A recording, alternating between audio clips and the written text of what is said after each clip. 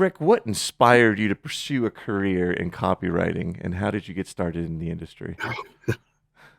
I, I credit it to a midlife crisis. Uh, I had been doing something else for a long time, and I was looking for a change, but I wanted to uh, continue with the flexibility that either working remotely or working for yourself brought.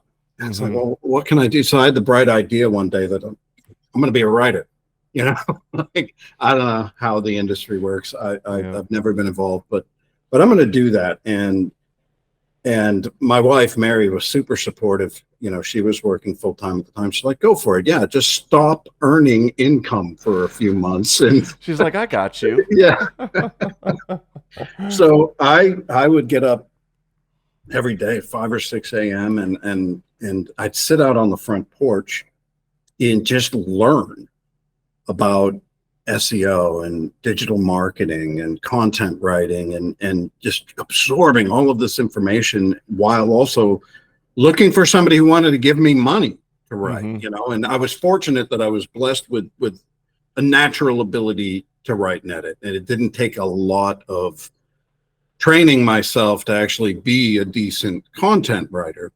Um, but still, I was spending entire days. Once I was able to actually get somebody to give me money, I remember the first article I wrote, I spent 12 hours on. It was this piddly little 700 word article. Hmm. 12 hours I spent on it. I made like $24. And I Yeah. was thrilled. I was like, yeah. How do you measure the success of a copywriting project, and what metrics do you track? Okay. Well, from our perspective, we ask the client. It's one of the questions when we're onboarding a client we have to ask is, what does success look like for you? Because it's different for everyone. Hmm. For some it's pure organic traffic or PPC traffic. Others it's conversions, transactional conversions. Others it's some sort of other action. We're looking to grow our subscribership to whatever newsletter. So we have to narrow down, and what's surprising here is many of them can't actually answer that question. Every bit of content out there has a purpose. You're trying to accomplish Hmm. something, but a lot of times the person we end up working with is, well, my boss said we need blog posts, so here I am. I Hmm. need, we need to start creating. Well, what are you looking to do? What's Because the that what's the in objective, right, right? because it Yeah. informs how we go about creating that content. It informs the content types themselves. Are we writing blog posts? Are we doing local SEO city pages? Are we doing category? Like, what are we doing? Who's the audience who would be likely looking for this type of content, and how do we speak to that audience? Right. And you'd be surprised how often that first and most crucial step is missed, is just aligning it with your business goals, right? Like Exactly. what is the objective of this content, of this marketing piece, of whatever you're creating, and does it align with the objectives of your business? There's a misconception out there that good content is created by good writers. When what I try to tell our clients is, listen, these writers, when you're working with freelance writers, they're about execution. They're going to execute on what you tell them to do. The creative part of content writing is done in pre-production. Okay. And these are the steps that get skipped so often. You go from that strategy, audit, and keyword research phase right into production, and you're missing a whole lot in the ideation and the brief creation phase. Brief creation is really where the creativity comes. Okay. And a lot of companies out there think that they don't understand, when you deliver an article and it's, I won't say a wall of text, I mean, it's formatted properly, it's digestible and all that, but they see articles that are published online with all of this engaging rich media. There's videos embedded, there's social media embedded, there's tables, Hmm. there's even an infographic, and they think it's the writer who comes up with it. With Like, the no. content strategy, essentially. Right. The Right. writer is paid per word. Their goal is to give you a really good piece of writing, but Hmm. also to get it done in a certain amount of time. Right. Right. Um, it's in that ideation and brief creation phase that the magic really happens. How do you stay up to date with industry trends and changes in consumer behavior and to ensure your writing is relevant and effective? As a company, we've decided we want everyone in our company, regardless of your position, to have a foundation in SEO. It doesn't matter if you're one of our developers that's just working on our content editor and SEO is meaningless to you. Our salespeople, our virtual assistants, our content managers, our support staff, everybody gets trained up on SEO ongoing.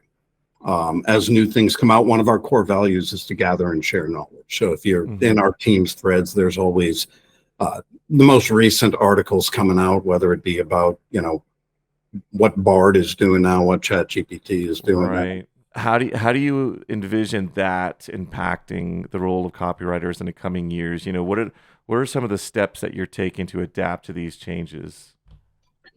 The way I see it impacting, it's a tool of efficiency. I don't, like I said, if it has to do with your money, your life, don't get into the trap of having it write for you, but it can help you prepare to write, and it can help you polish that writing. It can help in the preparation stages. And let's say you have a client who doesn't provide you with briefs. They're basically giving you, here's a title, here's some keywords, go have at it, but you do want to provide that client with the best value you can. Using AI to kind of break out that subject matter and create an outline or even a brief for yourself to research the audience that you're writing for and the psychology behind how to appeal to that type of audience. These are things that AI can really help you out with. And then take all that information, go and write it yourself. And then on the back end, we're not quite there yet with this second part, but on the back end, asking it to evaluate what you've written, both for context and for actual writing quality, which, and there's tools out there like Grammarly that can help you with that. But here's a company, Grammarly, that's sunk tens of millions of dollars into trying to create software that can actually look at the more nuanced things when it comes to writing quality. And they still haven't quite got it yet. You've got to take what it says, not with a grain of salt, but if you don't know what you're doing, right? It's a suggestion because it gets it wrong a lot. So AI is going to be a little ways off there too. But to be able to take what you've written and now plug it into the AI and say, am I missing anything here? How does this compare to the outline? What are my competitors on page one talking about in theirs that I'm not covering in mine? So to use it as an evaluation tool and to help clean up the writing, absolutely 100%. A big thing coming in this industry is skilled AI operators. Oh yeah, I see that buzz everywhere. Yeah, definitely. If you've got somebody who actually knows how to kind of finesse what you're looking for out of an AI model on a consistent basis, you've got something there. You get it trained up on how you want your content briefs written, the type of information that's important, how to create a really strong outline that guides the writer through the different points you need them to cover. Do you foresee that actually being a new position that you guys will be opening the door to? Operators? Yeah. I've given our freelancers a heads up. Like right now, we restrict do not submit a single word of AI generated copy on our platform. But we fully embrace that AI has a place in this industry, and we're going to need. We already produce AI assisted content briefs, and right now we sometimes scramble because I've only got a couple people on my team who are decent at producing those briefs using AI. I've got to get more people trained.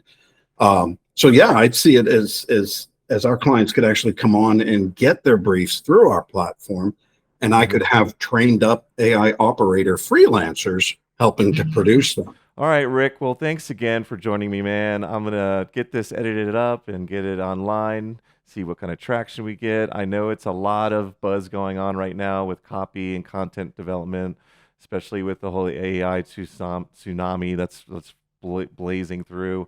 But yeah, good chat, great interview. Thanks, man. We'll talk soon. Thanks for having me, Damien. It was a pleasure.